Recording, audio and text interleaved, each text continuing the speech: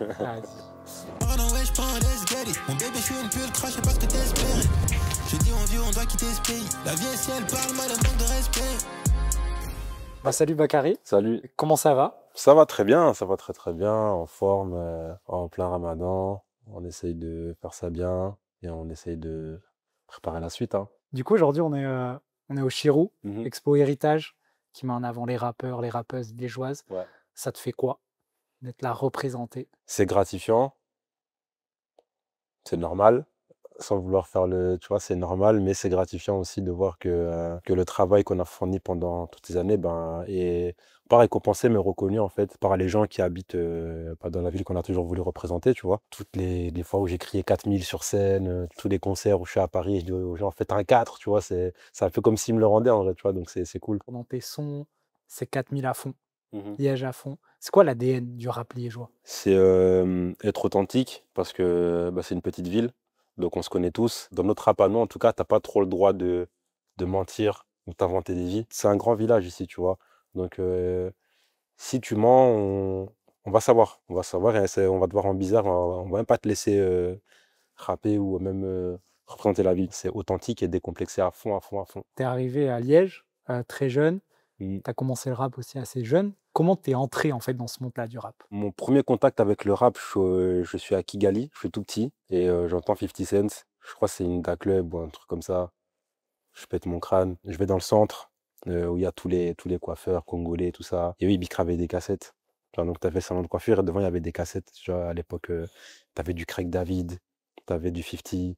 Et c'était que du rap américain ou du rap de mon bled ou de la musique de mon bled. Même des sons de Kofi, etc. Tu vois, donc beaucoup de rumba congolaise et tout. Et puis, j'arrive ici en Belgique à 7 8 ans. Là, je découvre un autre rap, le rap français. Donc, j'allume ma télé.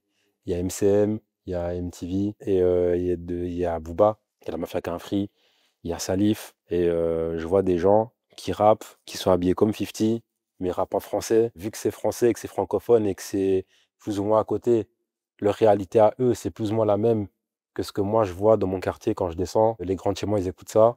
Donc le rap s'est imposé un peu naturellement. C'est pas, j'ai pas choisi, c'est la musique qui était là. Tu vois, c'était le moyen d'expression qu'il y avait là à proximité. Très tôt, je commençais à écrire parce que du coup, j'arrive à 7 8 ans, comme je t'ai dit, je parle pas un mot de français. Et dans mon cursus scolaire, il y a une espèce de prof à l'école qui me suit. Et chaque fin de semaine, je dois faire une évaluation pour voir où j'en suis, plus ou moins. Et du coup, je suis obligé de lire des livres. Très tôt, je me prends de passion pour la langue française. Et du coup, bah, écriture, rap, les deux allaient ensemble, tu vois. Donc, c'est le truc qui s'est imposé à moi naturellement. Et du coup, c'était quoi ton vécu, ta réalité à l'époque quand t'as commencé le rap? Ma réalité à moi à l'époque, c'est le quartier, c'est le centre-ville, c'est les potes, c'est les contrôles aux faciès. Très tôt, tu sais que t'es noir. Tu vois, moi j'ai appris que j'étais noir, j'avais 8 ans moi quand j'ai compris que j'étais noir. J'avais 8 ans le jour où j'ai capté que ah ouais, t'es noir, tu vois. C'est-à-dire je l'ai capté très tard. Tu as capté en Belgique? Ouais, je l'ai capté en Belgique parce que moi je suis au bled, je suis avec tout le monde est comme moi. La disparité entre les classes sociales, je la sens pas quand je suis en Afrique, tu vois. C'est vraiment ici, quand j'arrive ici, je sens que, ok, déjà, t'es un Renoir, et en plus, t'es pas riche. Et ça, très vite, je le comprends. C'est voilà, des conneries de jeunes, quoi, tu vois. En plus des contrôles de police, contrôles aux faciès, tout ça. La première fois qu'un flic m'insulte de sale noir, j'ai peut-être 16 17 ans, tu vois, un truc comme ça. Donc, quand je commence à rapper, ma réalité à moi, c'est ça, tu vois. Et le rap, ça t'aide à dire ce que tu ressens, ce que tu vis? Bah, dans un premier temps, je suis auditeur. Donc, ça m'aide dans le sens où je sais qu'il y a d'autres gens qui vivent la même chose que nous, ce qu'on vit ici. Et il y a d'autres gens qui ont la même peur, le même sentiment envers les forces de l'ordre, les mêmes problèmes qui sont d'ordre, je sais pas, financier, tout ça, nanana, tu vois, on a tous les mêmes soucis. Dans un premier temps, ça m'aide pour ça. Et après, je comprends qu'en vérité, je peux l'exprimer avec des mots sur une prod, sur un BPM, tout ça. Et ouais, ça agit comme une sorte de thérapie. Surtout que moi, en grandissant, adolescent, mon père, il me met dans une école privée. Tu vois, moi, en primaire, moi, j'étais au quartier, moi, en primaire. Tu vois, c'est-à-dire que je sortais de chez moi, je marchais 2 minutes, je suis à l'école. Là, déjà, il faut que je prenne un bus, 2 bus. J'arrive, je vois des petits, déjà, ça sent qu'on n'est pas du même endroit. Au-delà de la couleur, je veux dire, tu vois, parce que dans mon quartier, il y a aussi des gens qui sont blancs et on a la même réalité parce que bah, ils sont pas riches, ils sont pauvres comme moi et vas-y, on a les mêmes trucs. Mais là, c'est vraiment, je sens que c'est un autre monde. Donc le seul espace où je peux un peu m'exprimer, où je peux faire du rap et sentir que on m'accepte et je suis reconnu pour un truc, on me dit ah ouais, t'es bon pour ça, t'es forte. Bah, c'est à la Maison des Jeunes, l'Outremeuse. Je commence à rapper et c'est là que je comprends. Enfin, on me dit ah ouais, t'es fort quand t'écris de ça, on aime bien quand t'as dit ça et tout, nanana. Bah, c'est là que je comprends qu'il y a un truc pour le rap. Là, tu habites encore à Liège, Ouais, mais tu habites pas au même endroit, non, plus dans le quartier. ouais, Tu évolues.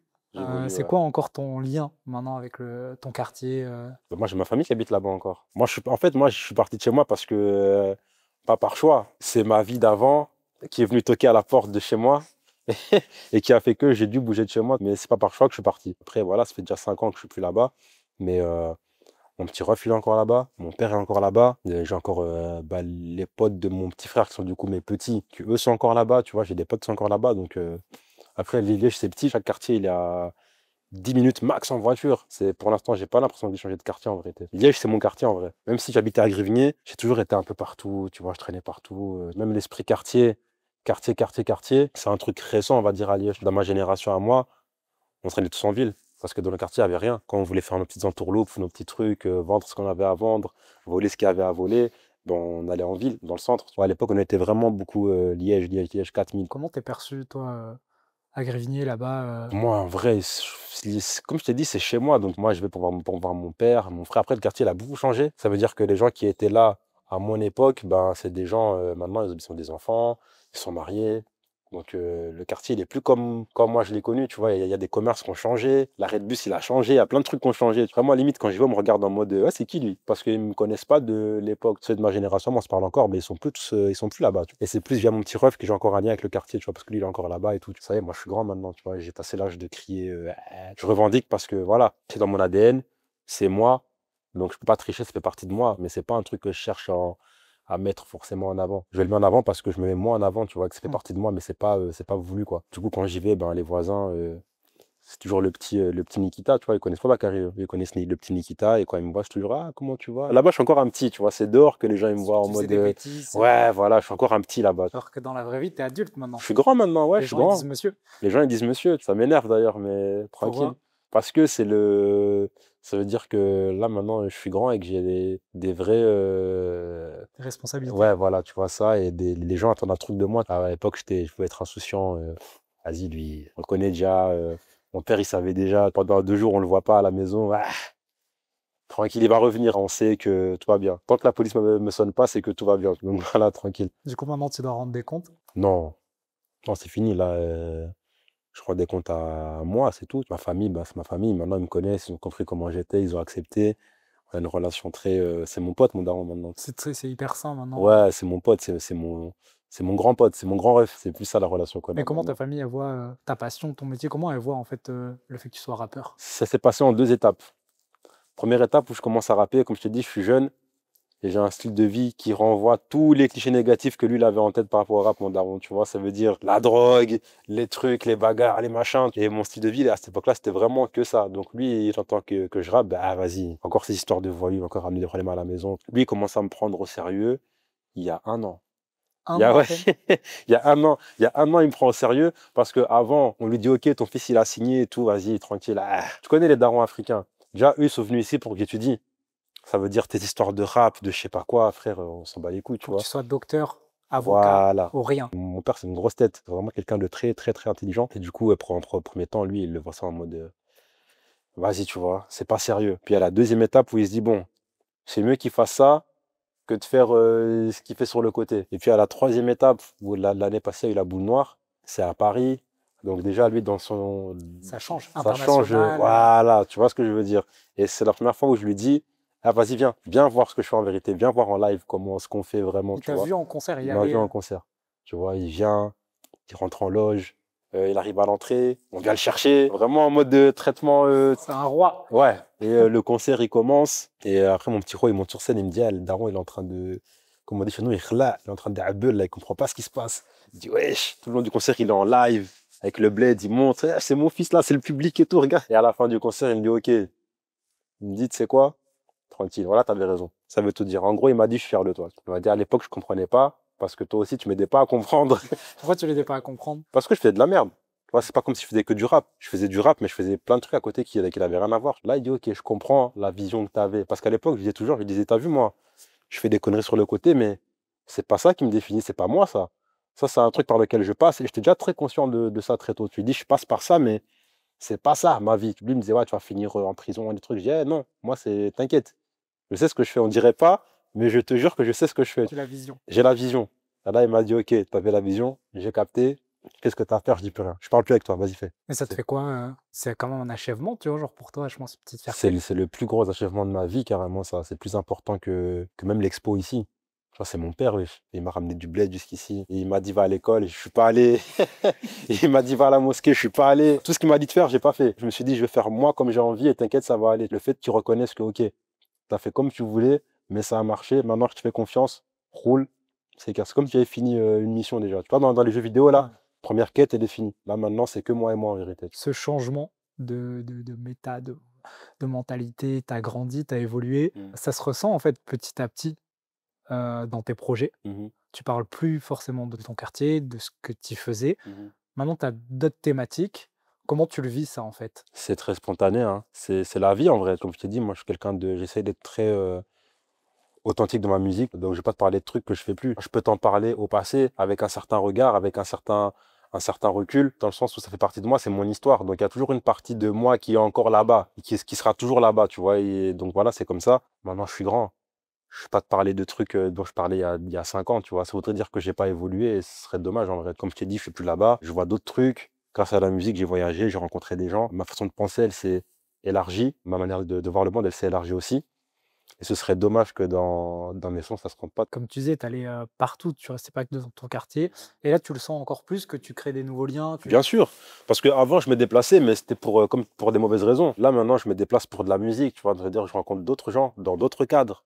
Tu vois, je rencontre d'autres artistes, des photographes, des trucs, des gens qui écrivent. Ça élargit vraiment la manière dont tu conçois la musique et l'art en général. Et c'est ça que j'essaie de partager là maintenant, tout en gardant l'ADN qui a fait qui je suis à la base, parce que ça reste en moi et ça partira pas. Et tous les jours, je le vois, que je suis encore un peu ah, tu vois ce que je veux dire? J'essaie un peu de changer ma vie, de canaliser, me canaliser, lire mes livres, mais il y a des moments où, même des fois au volant, des trucs, quelqu'un il t'énerve et tu sens que, frère, t'as de la chance, on n'y est pas il y a 5 ans, donc il y a encore cet ADN-là qui fait qui je suis, mais j'essaie quand même de partager plus que ça. J'ai pas envie qu'on me définisse juste que par rapport à ça, parce que je suis beaucoup plus que ça. Et un humain, en général, c'est beaucoup plus que. C'est pas un seul truc, tu vois, t'es pas juste journaliste, il y a Ouais. plein de trucs. Si je demande à ta mère, t'es autre chose, ton père, t'es autre chose. Et tu penses que en grandissant, tu as pris aussi conscience de ce qu'il y avait derrière, par exemple les contrôles aux faciès, de ce qu'il y avait derrière le racisme. Mhm. Tu as un engagement un petit peu, tu deviens un petit peu plus peut-être engagé dans tes textes ou pas? Malgré moi, ouais, après, j'aime pas trop le terme engagé parce que souvent il y a le truc un peu Kerry James. Kerry James, moralisateur, tout le respect que j'ai pour Kerry James, parce que voilà, c'est quand même Kerry. Mais moi, j'ai pas le côté moralisateur. C'est plus, je dresse un constat. Je t'explique, voilà, c'est comme ça, parce que ici, c'est pas ça. Et ouais, forcément, en grandissant, je comprends que bah, le racisme, en fait, c'est le capitalisme, c'est la même chose. C'est deux faces d'une même pièce. Mon combat, il est vertical maintenant. C'est nous, les gens d'en bas, contre ceux d'en haut, qui veulent nous maintenir en bas. Avant, j'étais beaucoup très. J'avais un peu la haine de tout. Donc, c'était, nique tout le monde, nique la police, toi t'es pas comme moi, je parle pas avec toi, tu vois ce que je veux dire? Ouais. J'étais vraiment beaucoup dans ça. Et maintenant, après, une fois que tu prends du recul et que tu comprends, tu te dis, ok, en fait, moi je pensais comme ça, parce qu'à l'époque, moi j'ai vécu ça, c'est ça qui faisait que. Tu vois, maintenant, en grandissant, comme je te dis, tu vois d'autres choses, tu comprends vraiment tout ce qu'il y a derrière. Et c'est ça que j'essaie d'apporter aux gens. Ceux qui me suivent en tout cas, tu vois, parce que je pense que ceux qui me suivent depuis même 2018, bah, ils grandissent aussi, tu vois. Donc ils ont aussi besoin de sentir que je traite le sujet qui les touche, qui sont cohérents avec ce qu'ils vivent là actuellement. Et c'est plus ça, c'est à ça que j'aspire, Et c'est tu ça vois, que tu aspires aussi dans ta musique. bien sûr. C'est moins d'ego trip, plus de partage. Bah, l'ego trip, ça pue sa mère, l'ego trip. En fait, l'ego trip, faut bien le faire. Si c'est un ego trip en mode de ouais, je rappe mieux que toi, ok, ça je peux le faire. Mais je vais te parler de quoi? Je vais te parler de quoi? De ma montre, mes trucs. Mon daron, il est encore au quartier, frère. Ça annule mon ego trip, frérot. Tu vois ce que je veux dire? Ouais. Je suis là, je vais te parler de quoi? Paire de Burberry, super. Mon daron, il est encore au quartier. Mon père, il est encore au TX. Donc je tripe sur quoi en vérité? J'ai éducation africaine. Chez nous, ça n'existe pas. L'individu existe, mais il doit exister au sein de la communauté. C'est-à-dire que même dans ma musique, dans ce que je fais, si ça ne sert pas la communauté, ça sert à rien. C'est en mode, toi, tu es un individu, tu aimes bien être journaliste, ok, super, fais ton journalisme, mais dans ton processus, il faut que ça serve à la communauté, à tes gens, à ta famille. Et quand je te parle de Thomas Sankara et tout, c'est pas au hasard, tu vois, c'est des gens qui, eux, aspiraient à ça, à une certaine liberté, de pensée, une liberté économique, mais avant tout de penser et de comment tu interprètes le monde autour de toi, tu vois. Et c'est ça la clé en vrai. Je suis dans celle-là pour l'instant. 2018, 2020, c'est un peu là où tu étais la pépite belge. Ouais. Comment tu l'as vécu, ça, ce côté pépite belge? C'était une pression ou pas? C'était une pression de baiser. Malgré tout, je pense que je l'ai bien géré mentalement, ça aurait pu être pire. Parce que je deviens, comme tu as dit, je deviens la petite belge, entre guillemets. En même temps, il y a le Covid. Ça veut dire, la fusée, elle décolle, mais vas-y, elle décolle pas bien. Enfin, ça veut dire, après le Covid, c'est comme si je devais tout le temps tout recommencer à zéro. Donc, ça a été très dur à gérer mentalement. Plus le fait qu'on était confinés, tout ça. Et tu vis aussi une double vie. Parce qu'il y a le côté où tu es la pépite du moment, comme tu as dit. Donc, on te voit partout, sur tous les médias. Et ma vie privée à moi, ce que je vivais moi, c'était à cette époque-là, c'était trop hard, frère. La rue a son paroxysme à ce niveau-là. Que ce soit moi, mon entourage, il y a la moitié de mon équipe qui était incarcérée à ce moment-là. Donc, je me retrouve seul dehors. Frère, c'était une dinguerie, frère. C'était n'importe quoi. Et plein de trucs. Et ma daronne tombe malade. Enfin, c'était vraiment, c'était relou. Donc, je devais dealer avec ça. Plus le fait d'être l'étendard, entre guillemets, de Liège à ce moment-là. De Liège, que ce soit à Bic, soit à Paname. Dès que c'était rap, Liège, ok, Bakary. Donc, je devais dealer avec tout ça. Donc, c'était très, très, très dur. Mais franchement, pour avoir côtoyé d'autres artistes à ce moment-là, je pense que je m'en suis tiré très, très, très bien. Et t'as fait quoi pour garder les épaules solides, Je sais pas, rester sur frère. tes Je appuis? sais pas comment j'ai fait. Je te jure, jusqu'à maintenant, je sais pas comment j'ai fait. Je sais pas. T'as fait le cheval, les œillères et t'as avancé? Ouais. Bah ouais, moi, je suis comme ça. À un moment donné, c'est question de survie, en vrai. C'était soit tu te lèves, t'avances, tu fais ce que t'as à faire, soit tu te laisses mourir et tu finis comme des gens que moi j'ai vus. Je me suis dit, ok, est-ce que tu veux vraiment finir comme ça? Non, tranquille. Mais t'as pas fui les problèmes, t'as quand même regardé en face le Ouais, truc. parce que si tu sais pas fuir, c'est là, tu peux pas les fuir. Tu vas faire quoi? Tu vas fumer un joint, ok, super, mais à un moment donné, t'es plus défoncé. Et quand tu te réveilles, bah, ils sont encore là. Donc, comment on fait? Faut régler. Et la musique, ça t'a aidé? À ce moment-là, je pense que ouais, ça m'a aidé. Ouais. C'était une espèce d'exutoire. Mais vraiment quand je suis en studio. Mais dès que je sors du studio, d'autres pressions, tu vois. La promo, les trucs, aller parler aux humains, interview, je sais pas quoi. Moi, les interviews, j'ai aimé ça très tard. Parce qu'au début, c'est vraiment des interviews. Frère, tu me poses des questions, vraiment, wesh. T'es là, ouais, Bakary, ça vient d'où, frère? 5 interviews, tu me poses la même question, t'es sérieux, quoi? Tu vois, faites des recherches un peu, je l'ai déjà dit avant, donc j'aimais pas trop les interviews. Mais là, maintenant, ça va, je sélectionne un peu les gens avec qui je parle. J'aurais pu te dire non, tu vois, par exemple. Tarmac, ça va? Non, Tarmac, c'est la famille. Tarmac, je peux jamais dire non, parce que c'est grâce à eux que j'ai signé en maison de disque. C'est grâce à, parce qu'en fait, je viens chez vous, je fais le mythe de Ben, là-bas, je rencontre Franck Lucas, qui me présente à Mousse Parache qui me fait signer. Donc Tarmac, je peux pas faire le mec avec vous, en vérité. Tu vois, je peux pas. Une main l'aveugle. Exactement, c'est ça, ouais. À l'époque, t'écrivais des textes aussi pour d'autres personnes, toujours maintenant? Ouais, j'aime bien. C'est un exercice, c'est marrant en vrai, c'est marrant et je pense pas que ce soit tout le monde qui peut faire ça. Il faut quand même une grande empathie. Tu vois, faut savoir se mettre dans la peau de l'autre, comprendre l'histoire qu'elle veut te raconter. Mais moi, c'est un truc que j'aime bien faire, naturellement, tu vois, dans la vie de tous les jours. Maintenant, si en plus tu me dis, il y a de la musique en plus, c'est la cour de récréation, là, je m'amuse, tu vois. C'est ça qui est bien. Donc ouais, moi j'aime trop faire ça. Et c'est souvent pour des artistes hors rap en vérité, qui font plus du chant, variété, R&B, blues, tout ça, tu vois. Et tu le fais parce que toi, tu tentes pas le côté variété, blues, etc. Parce que moi je suis rappeur. Il faut respecter l'art de chacun. Ça veut dire que je vais pas aller m'inventer des vies de chanteurs de R&B. Je suis pas un chanteur. Moi j'ai le truc qui m'aide, là, le logiciel, l'autotune qui m'aide. Sinon, moi quand tu me dis R&B, j'entends Mary J. Blige, j'entends Boyz II Men, j'entends Joe, j'entends des voix de fous. Moi, je sais pas faire ce qu'ils font. Donc, je vais pas aller m'inventer des vies, faire du R&B, du blues, ou autotuner à fond. C'est plus du R&B. Pour moi, tu vois, à mon sens, c'est plus du R&B. Donc, je préfère mettre ma plume au service de ceux-là, qui vont bien l'interpréter, parce que j'aime bien écrire, j'aime bien faire des mélos, j'aime bien faire des top lines. Avec plaisir, je le fais. Chacun son travail. Tu écris, tu interprètes, parce que tu fais mieux que moi. Et moi, j'écris mieux que toi, donc laisse-moi faire ça et c'est carré. Et musicalement, toi, t'écoutes que du rap ou t'écoutes plein d'autres trucs? J'écoute de tout, mais c'est pas dur à deviner. Quand tu écoutes ma musique, tu sais que j'ai full d'influence. Tu vois, là, je suis en mode. Tu connais Berlioz? Ouais. C'est du jazz, un peu house, tu vois. Enfin, il n'y a pas trop de paroles. Et pour l'instant, j'écoute ça et de la trap. Rien à voir. Là, ma playlist, là, si je te la montre, ça n'a aucun sens, frère. Tu passes de Future à Aretha Franklin, à du Berlioz, puis on repart sur du Young Thug. Ça n'a aucun sens, frère. Vraiment, ça n'a rien à voir. Hans Zimmer, j'écoute beaucoup lui aussi. J'écoute vraiment de tout. Genre, tu kiffes, t'écoutes. Ouais, voilà, simple. J'y kiffe, Shazam, allez. Il n'y a tu pas vois. de. Ouais, non, ça c'est musique de. Ça c'est. C'est de la musique, c'est tout. J'ai pas ce complexe-là de ah, je suis un rappeur, J'écoute que du ah, rap. je suis un gars d'or, j'écoute que du rap. Arrête, frère.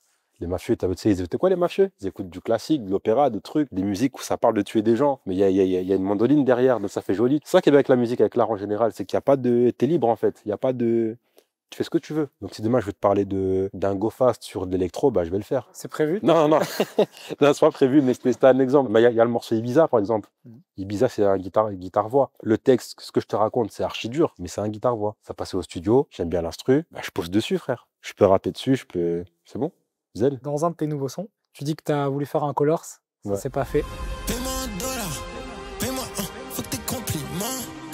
De 21 pour la promo, je voulais faire un color, ils m'ont dit non. Tranquille, hein, moi, j'ai pas la haine sur eux, en vérité. J'aime pas la haine sur eux parce que, t'as vu, j'ai compris un truc avec les médias, c'est que les médias, déjà, ils doivent rien. Ils doivent rien aux artistes, donc ils sont pas obligés de te passer. Quand je le dis, c'est en mode, c'est juste factuel, en fait. C'est pas en mode de j'envoie un pic ou un. C'est réel. Je devais faire un Colors. Je leur envoie des sons, ils me disent je sais pas quoi, on n'aime pas trop le son. Déjà, moi à l'époque, je le prends mal. Tu te dis comment ça, frère? C'est pas à toi de dire, tu vois, parce que toi, t'es un média, ma gueule. Je te dis partage, casse pas les couilles. À l'époque, moi, je le prends comme ça. Après, avec la maturité et tout ça, vas-y, frère, nique sa mère, c'est pas grave, tu vois, on s'en fout. Et maintenant, s'ils te reproposent, Je vais aller.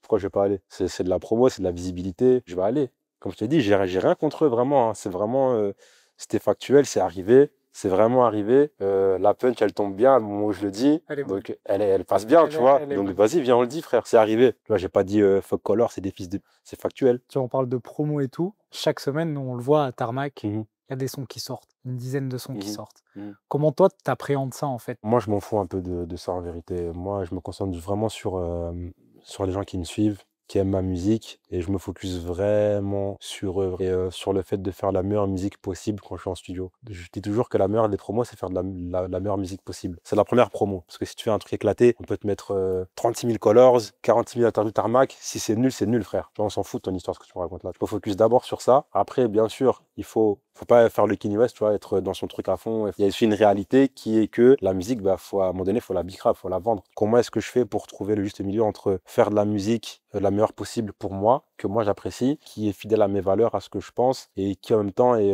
bankable, on va dire. Et c'est vraiment trouver le juste milieu entre les deux. C'est ça l'exercice. Et c'est quoi la recette magique? Frère, j'en sais rien. Je sais pas. Ça se sent, c'est en stud. Quand t'es en stud, tu le sens. Je sais pas comment t'expliquer. Moi, c'est la musique. Toi, t'es La musique. Le business, c'est... Frère. on verra. Si je comptais sur le rap pour manger, je serais dehors en train de mendier des pièces, frère. Il y a 2 ans, il me semble, sur X, tu faisais un thread. L'industrie musicale a failli me bousiller. Ouais. Une fois que tu signes et que tu rentres dans le circuit, indirectement, que tu le veuilles ou non, tu rentres dans le jeu, dans le game. Tu commences à regarder les chiffres. Les chiffres, ah, mon clip, ah là, Ça devient toxique. ça devient toxique de fou. Tu vois, les commentaires, ah, c'est un mytho, ah, tu vois. Moi, je le prends mal, frère. Tu vois, je te partage ma vie, des trucs que j'ai vécu, qui ont fait souffrir mes parents. Tu me dis, je suis en train de mentir. C'est des trucs comme ça me piquait de fou. Après, il y a ça, il y a la pression des chiffres, la pression que, Ça frère, vient d'où la pression des chiffres? c'est toi tout seul, frère. Parce qu'en vrai, il n'y a personne qui te parle de ça. Je te jure, en tout cas, dans mon cas à moi, il n'y a personne qui me parlait de ça. Ça veut dire, c'est vraiment moi, je me suis mis dans une matrix où, frère, je suis dans un label avec que des gros noms. J'étais vraiment avec des noms, des Niro, des Val, des trucs. Je me dis, putain, en vérité, là, faut que j'envoie. Sinon, ils vont m'oublier. Sinon, parce qu'il y a lui à côté. Il y a un tel. Donc, tu te mets une pression où vraiment, ça peut te bousiller si t'es pas solide. Puis à un moment donné, je me dis, mais moi, je suis un fou, en fait. Pourquoi j'ai commencé à rapper? À la base des bases, parce que j'aime bien. Et bah, c'est tout. C'est tout, en fait. Va en studio, amuse-toi, et puis c'est tout. Enfin, le reste, c'est pas toi qui contrôle. La musique, je sais pas, il n'y a pas de recette. Tu sors le bon son au bon moment qui fait que les gens, enfin, tu vois, il n'y a pas de calcul. Donc voilà, je suis dans celle-là pour l'instant. C'est vraiment, je m'amuse un maximum. Je sors les sons, je fais mes concerts, mes petites salles, 300-400 personnes, je remplis et puis c'est tout, hein. Zen. Et maintenant, tu es indépendant. Mhm. C'est quoi les avantages et les inconvénients d'être indépendant? Les avantages, c'est que par exemple, je devais sortir en février, mais encore en mars, j'ai encore rien sorti et ça me va. J'ai pas de calendrier à respecter. Le calendrier, c'est moi qui le fais. J'ai pas une date limite pour rendre les mix, sinon je sais pas quoi. Enfin, je contrôle vraiment tout, tu vois. Ça veut dire le projet quand il va sortir vraiment au mieux. Enfin, en tout cas pour moi, il sortira au mieux, tu vois. L'avantage, c'est ça. L'inconvénient, bah, c'est l'argent, hein. Maintenant, il faut tout payer. Maintenant, faut que j'aille moi parler aux humains. Un truc que j'aime pas faire du tout. Il faut que moi je me déplace faire les trucs, les machins. C'est l'inconvénient, mais Et tranquille. pourquoi Ouais. t'aimes pas parler?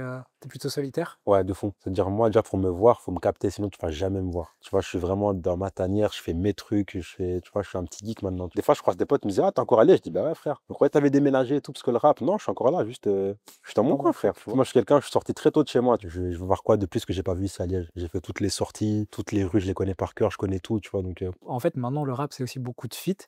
Comment tu gères ça artistiquement? Les feats, écoute, ça dépend, hein, vraiment. C'est d'abord l'humain avant tout qui supprime. Si t'es un mec bizarre, il n'y aura pas de son. C'est sûr, on fera pas de musique. J'ai des feats avec des gens, tu vois, je vais pas dire là maintenant, tu vois, mais ils sont pas sortis parce que j'aime pas le son, par exemple. Mais le son, si je le sors là, avec le nom qui est à côté, 1 million de vues, 2 millions de vues, bam, c'est reparti, mais moi, je n'aime pas le son. Donc, je vais pas aller venir devant toi défendre un son que j'aime pas parce qu'il y a un nom à côté, je m'en fous, moi. C'est d'abord la musique, après, on verra. Tu vois, les gens qui viennent dans mes projets à moi, c'est des gens dont j'apprécie déjà la musique. Ça veut dire, je connais déjà ton travail, je connais ton propos, je connais ta DA, je connais tes trucs, et je trouve que c'est cohérent avec ce que je fais. Donc, vas-y, viens, fais du son, tu vois. Ta musique et même ta DA, Mhm. c'est hyper travaillé. Est-ce que ça te manque pas juste, toi, le mic, freestyle? C'est ce que je fais. C'est ça, en fait. C'est ça que je dois capter. C'est que c'est vraiment ce que je fais. Quand je suis en studio, il n'y a pas de ouais, on fait quoi aujourd'hui? Ah, je sais pas, frère. T'as des prods? T'es dans quel mood? Ah, je me sens comme ça en ce moment. Tac, tac, tac, ok. Eh, rajoute ça là pour voir un saxophone. Ah, tu joues du piano, toi? Vas-y, viens. Viens, rajoute un peu. C'est la même chose. Évidemment, avec la maturité musicale et avec le fait que j'ai de l'expérience et que je maîtrise plus mon bordel, pourtant, c'est travaillé de ouf. Alors que moi, j'étais en train de m'amuser, de baiser. J'ai pas vu les heures passer. J'ai pas vu, tu vois, j'ai vraiment fait ça en mode de tac, tac, tac. Et à la fin, je disais, ah, c'est travaillé et tout. Mais même pas, frère. Même la tracklist. Tu vois, la tracklist, elle se fait vraiment au ressenti. Il faut que le son d'après, il serve le propos du truc d'avant. Mais du coup, vu que c'est spontané et que c'est moi qui l'ai fait, bah, du coup, ça se fait tout seul. Il n'y a pas de, De voilà, tu vois, il y a réflexion pas de sur réflexion, tu faut vois. mettre ça, ah non, on va essayer ça. Frère, ça, c'est vraiment, c'est des trucs, ça m'énerve carrément, les gens qui font ça. C'est de la branlette, frère. Quand tu fais ça, tu es en train de te branler sur moi, frère. C'est quoi? C'est de l'art, c'est pas des maths. C'est spontané, c'est viscéral. En juin, tu vas faire un concert, Deux, 2 concerts, au Bota et à la maroquinerie à à la Paname. Maroquinerie. Mhm. C'est quoi ton rapport avec la scène et le public? Moi, j'aime trop la scène. C'est une dinguerie. Le public, c'est vraiment c'est des gens bien, frère. Tu vois, c'est des gens vraiment, ils sont bienveillants, ils sont gentils. Après le concert, je parle avec eux. Ils sont vraiment réels, ils sont entiers, tu vois. Et une meuf, elle a pleuré, ouais. J'étais là, Frangine, pourquoi tu pleures, ouais? Tu vois, Ça pourquoi t'a tu fait pleures? quoi? Bon, ça me fait rire parce que je dis, ah, pourquoi tu pleures? Tu vois, viens, on s'assoit, on discute. Pourquoi tu pleures? Pourquoi? Explique-moi, pourquoi tu pleures? Je comprends pas. Et elle me dit, non, mais en fait, j'ai l'impression que je te connais. Elle me dit, j'ai vraiment l'impression que je te connais et que je suis là depuis le début, tu vois. Ça veut dire, quand tu parles de tes galères, des trucs machin, moi, je comprends. Elle dit, je te comprends vraiment, je vois. Je comprends de te voir là sur scène, être heureux, sourire, machin, ça me touche. Je me dis, ah ouais, ok. C'est à ce point-là. Et moi, je me rendais pas compte que les gens, ils sont touchés à ce point-là. C'est vraiment là que j'ai capté. Je me suis dit, ok, le public, c'est vraiment, j'ai vraiment un public très à l'écoute, qui comprend ce que je fais. Et c'est rassurant de fou. Je me suis pas trompé, quoi. Ce que je fais, ça vise juste, c'est carré. Bah, il y a les festivals aussi, il y a la Mhm. prog des festivals qui est en train de tomber petit à Ouais. petit. On a pas mal de festivals, en Belgique. Mhm. Tu penses quoi de cette prog, au niveau des artistes belges? Est-ce qu'ils les mettent assez en avant ou pas? Non, ils les mettent pas assez en avant, mais encore une fois, comme je t'ai dit, moi j'ai fait la paix avec ce truc-là, tu vois. Ils nous doivent rien, hein. C'est des gens, ils sont là pour faire de l'argent. Donc ils dépensent de l'argent, ils ramènent des têtes qui vont faire rentabiliser l'argent qu'ils ont dépensé. J'ai capté que c'était pas des gens vraiment. Pas tous, hein. J'ai pas jeté la pierre à tout le monde, mais voilà, quand c'est des gros festivals, je suis plus en mode ah, nanana. Enfin, j'ai compris le jeu, ça y est, c'est bon. Toi, t'es en mode rentabilité, ok, super, fais ton truc. Moi, je fais le mien. Si un jour tu veux que je vienne chanter, bah, je vais venir chanter. Et puis en vrai, quoi, il y a quoi? Les Ardentes, j'ai déjà fait. Dour, j'ai déjà fait. Il y avait les Solidarités, là, je sais pas quoi, j'ai déjà fait aussi. Et à Paris, il y a la Palooza, j'ai déjà fait aussi. Tu vois, donc en vrai, c'est plus les trucs qui m'impressionnent en mode ça y est, en fait, j'ai fait, j'ai vu, j'ai compris le jeu, tu vois. Donc c'est plus des trucs qui m'excitent en mode ah, faut absolument les faire. Tu vois, si c'est là, c'est cool. C'est pas là, tant pis, c'est pas grave. Tu préfères les concerts, plus petites salles et tout, avec le public? Bah, en tant qu'artiste, ouais, forcément, parce que c'est ton public, ils sont venus là pour toi. Ils vont chanter avec toi. Tu vois, les festivals, c'est un peu. Enfin, au stade où moi je suis, c'est encore très. On te découvre, quoi, tu vois. Donc, après, l'énergie n'est pas la même aussi. Il y a aussi le côté rentabilité. C'est plus rentable de faire un concert aux Ardentes ou en festival, tu vois, parce que je dépense rien et je suis payé. Les petites salles en mode boule noire, maroquinerie et tout, bah, je suis en coprod, donc je mets un peu des sous. Je suis associé avec des gens, ils mettent des sous aussi. Et voilà, après le concert, on se débrouille avec ce qu'il y a. Niveau rentabilité, les festivals, c'est mieux. Mais en tant qu'artiste, vraiment, je préfère les concerts, c'est sûr. Toi, enfant, Mhm. il dirait quoi aujourd'hui en te Ben, voyant? il est Genre si trop t'étais en content. face. Il est content de ouf. Ah là, il est archi content. T'es fou, t'es là, tu rappes. T'as ta photo là sur une expo. Tu rappes, ton père il sait que tu rappes. Tu te caches plus. Tout le monde sait que tu rappes. Tout le monde sait que t'es fort.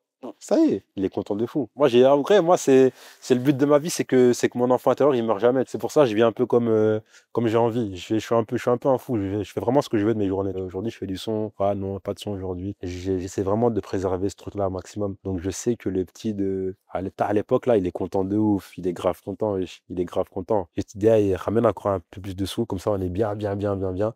Sinon, il est déjà content. Est-ce qu'il y a un conseil quand même que tu lui donnerais, peut-être? Un truc que tu changerais? Non.